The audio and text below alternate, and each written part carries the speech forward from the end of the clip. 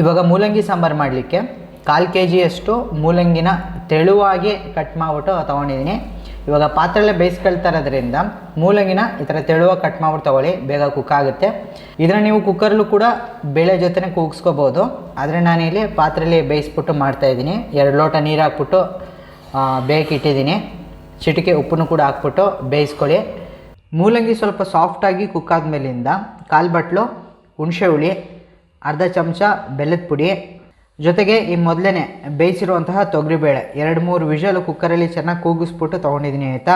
ಇವಾಗ ಬೇಯಿಸಿರುವಂತಹ ಬೇಳೆನೂ ಕೂಡ ಹಾಕಿ ಚೆನ್ನಾಗಿ ಮಿಕ್ಸ್ ಮಾಡಿ, ಇದಕ್ಕೆ ಮಸಾಲೆ ಏನು ಬರುತ್ತೆ ಅಂದರೆ, ಒಂದು ಮಿಕ್ಸರ್ ಜಾರ್ಗೆ 1/4 ಚೂರಷ್ಟು ತೆಂಗಿನಕಾಯಿ, ಕಟ್ ಮಾಡಿರೋ 2 ಟೊಮೊಟೊ, 1 ಟೇಬಲ್ ಸ್ಪೂನು ಬೇಳೆ ಸಾಂಬಾರ್ಗೆ ಹಾಕ್ಬಿಡಿ. ಇದಿಷ್ಟನ್ನು ಕೂಡ ಹಾಕ್ಬಿಟ್ಟು ರುಬ್ಬಿಟ್ಟು ಫೈನಾಗಿ ರುಬ್ಬಿಟ್ಟು ಈ ಮಸಾಲೆನ ಇಲ್ಲಿಗೆ ಸೇರಿಸ್ಕೊಳ್ಳಿ.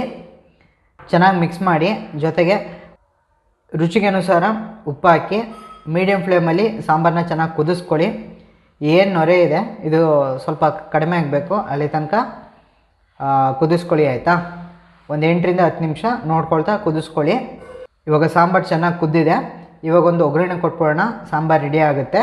ಒಂದು ಒಗ್ಗರಣೆ ಪಾತ್ರೆಗೆ 1 ಟೀ ಸ್ಪೂನ್ ಎಣ್ಣೆ ಹಾಕಿ, ಎಣ್ಣೆ ಚೆನ್ನಾಗಿ ಕಾದ್ಮೇಲಿಂದ ಸಾಸಿವೆ, ಜೀರಿಗೆ, ಬೆಳ್ಳುಳ್ಳಿ ಬೇಡ ಅಂದರೆ ನೀವು ಸ್ಕಿಪ್ ಮಾಡಿ, ಒಣಮೆಣ್ಸಿಕಾಯಿ, ಸ್ವಲ್ಪ ಇಂಗು ಮತ್ತು ಕರಿಬೇವು ಇದಿಷ್ಟನ್ನು ಕೂಡ ಹಾಕ್ಬಿಟ್ಟು ಒಗ್ಗರಣೆ ಮಾಡಿ.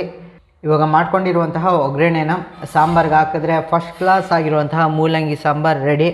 ಅನ್ನ ಮುದ್ದೆ ಜೊತೆಗೆ ಸೊಗಸಾಗಿರುತ್ತೆ. ಇನ್ನೂ ನಮ್ಮ ಚಾನಲ್ ಸಬ್ಸ್ಕ್ರೈಬ್ ಮಾಡಿಲ್ಲ, ಸಬ್ಸ್ಕ್ರೈಬ್ ಮಾಡಿ. ಹೇಗಿತ್ತು ಅನ್ನೋದನ್ನು ನೀವು ಕಮೆಂಟಲ್ಲಿ ತಿಳಿಸಿ ಆಯಿತಾ. ಧನ್ಯವಾದಗಳು.